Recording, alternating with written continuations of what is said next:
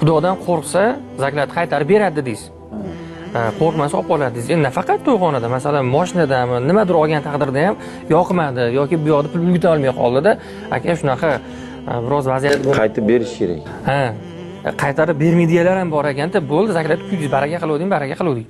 Lekin siz gapingizdan qaytdingiz, shunaqa bo'ldi, zaklat kuydiz deydiganlar ham bor ekan. Yo, endi bitta qoida ham bor-da. Endi siz bu tomonni gapiryapsiz.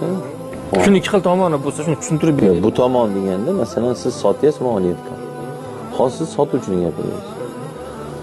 O'zi xatolarning ko'pi oluvchilarda bo'ladi. Yalinib oladi, boshida yalinadi. Akam bo'lasiz, tog'am bo'lasiz, bering deydi. Hali odam bo'pti deydi, nasiya savdoga qo'yib, mana 10 so'mlik narsani 17 so'mga beramiz. Xo'p, olib ketadi. Ha? O'zi asli shariat bo'yicha oldim, berdim bilan bo'ldi, u mulk o'tib ketadi unga.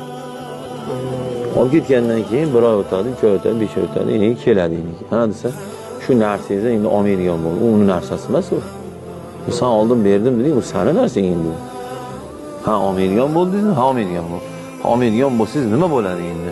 Bu qaytarib sizga bermoqchi, yo menga bermaysiz. Men sizdan buni qaytarib olaman endi. Yo xohlagan odamingizga soting endi siz. Bu sizning muammoingiz endi. Siz bizga qarzingizni bering. Deyishga haqqi bor.